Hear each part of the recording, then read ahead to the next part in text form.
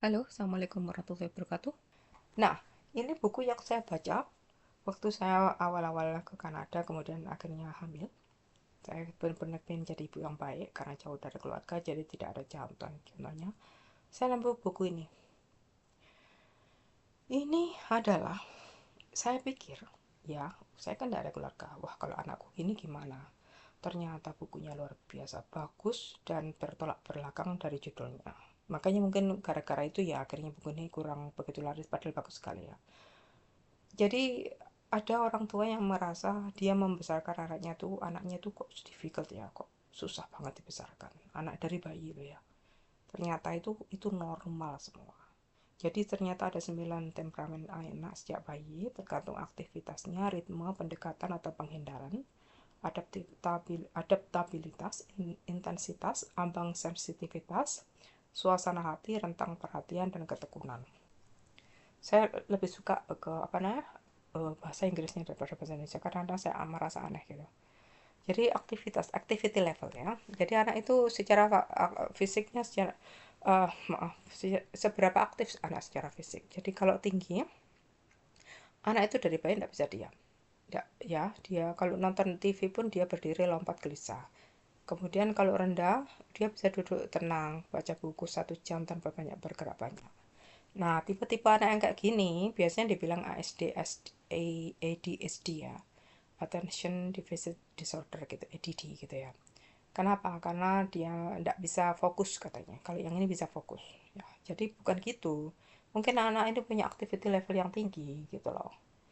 Kemudian rhythmicity, ya keteraturan. Seberapa teratur pola makan, tidur, dan kebiasaan sehari-hari. Ada anak yang itu dia kalau tidur jam 7 Pak malam sudah tidur gitu, atau harus polanya gini, kalau habis makan tidur bisa besar gitu, dan harus di tempat yang sama. Nah, kalau orang tuanya itu misalnya suka traveling, punya anak kayak gini susah, jadi dia harus cepat-cepat pulang, atau anak itu nggak bisa diajakkan naik pesawat karena dia maunya tidur di tempat tidurnya sendiri. Itu contohnya ya. Kemudian kalau misalnya yang pertama tadi, kalau orang tuanya itu pendiam, punya anak yang apa ya, bahasa Jawanya pencilaan kayak gini, nggak bisa diam, dia merasa anakku nih nggak bisa diam gitu, jadi dia bilang anakku nih hiperaktif. Yang enggak sih, bukan hiperaktif, itu aktivitasnya levelnya tinggi, ibunya aja nggak bisa ngurus anaknya, mungkin karena nggak ngerti, karena ibunya termasuk rendah, anaknya tinggi gitu. Jadi yang penting itu kita tahu ini normal. Jadi kita adaptasi, kita yang orang dewasa kita adaptasi ke anak-anak, bukan anak-anak mengadaptasi ke kita. Kan banyak yang kejat ya, oh anakku beraktif, akhirnya dia nggak mau ngurus anaknya, alasannya gitu. Padahal orang lain yang tahu, loh anaknya nggak beraktif, anak itu, anakku dulu lebih lebih tinggi aktivitasnya, levelnya daripada anak itu ya. Kemudian yang ini teratur, yang ini nggak teratur. Kemudian approach and withdrawal ya. Bagaimana anak bereaksi terhadap hal baru, orang baru, makanan, tempat, pengalaman. Kalau yang approach, ya dia bisa langsung kenalan sama teman-teman baru. Kalau yang withdrawal itu dia susah punya kenalan baru, gitu. Kemudian adaptability. Seberapa cepat anak beradaptasi dengan perubahan. Saat jadwal lesnya pindah, dia tuh langsung bilang oke, okay, dan lanjut lanjut main. Kalau rendah itu dia menangis kalau rutinitasnya berubah. Intensity of reaction, seberapa kuat reaksi emosional anak, baik positif maupun negatif. Kalau senang dia teriak-teriak, kalau marah dia banting barang. Ada anak yang cuma senyum kecil gitu. Sensitivity threshold, sensitif anak terhadap rangsangan, suara, cahaya, dan sebagainya. Kalau ada suara keras dikit, dia tutup sensitif sekali, ditutup telinganya. Atau mungkin bajunya gampang gatel gitu ya. Kemudian suasana hati, ini dominan suasana hati anak itu positif atau negatif. Kalau positif suka senyum tertawa ya, ini tipe sanguin ini.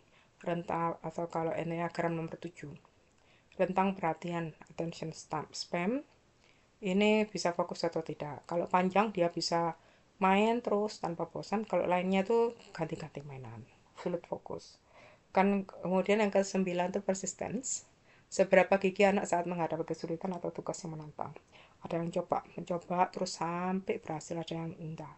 Makanya dari kecil itu kelihatan anak ini seperti apa nantinya, apa namanya, apakah dia akan sukses atau enggak. Kan ada penelitian marshmallow test yang saya jelaskan di video sebelumnya. Itu dulu ada penelitian psikologi itu ya, jadi anak tuh dipanggil satu-satu, anak di bawah umur 5 tahun lah, kan masih kecil ya, nggak ngerti apa-apa, nggak ngerti logika gitu, dipanggil. Zaman itu marshmallow itu mahal, jangan tahun 60-an. Anak-anak dipanggil satu demi satu, masuk di anu, dikasih kamera, kemudian dibilang sama psikolognya, kamu boleh duduk sini selama 10 menit, saya kasih marshmallow sekarang, kamu makan, tapi kalau kamu nunggu 10 menit lagi, saya kasih dua. Anak yang menunggu 10 menit itu dia kan sabar ya, dia persisten ya, dia merasa aku mending dapat dua. Anak yang seperti ini ternyata diteliti 10 tahun, 20 tahun, 30 sampai 40 tahun ke depan ternyata sekolahnya bagus, kemudian kerjaannya bagus, rumah tangganya bagus. Itu sampai seperti itu. Ya, itu juga ada teliti ya. Semua itu tergantung